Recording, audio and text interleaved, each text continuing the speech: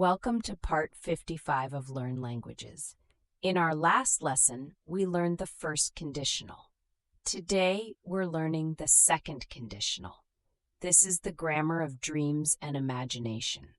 The second conditional talks about unreal situations, things that are not true right now or very unlikely. The structure is if plus past simple would verb. Here's an example. If I won the lottery, I would travel the world. I haven't won the lottery. This is imaginary. If I were a bird, I would fly to the beach. I'm not a bird. This is a dream. Notice something important here. We use were for all persons, even I. If I were you, I would study harder. Not if I was you. In formal English, were is correct. Let's practice with more examples. If she had more time, she would learn to paint. If they lived in Paris, they would speak French every day.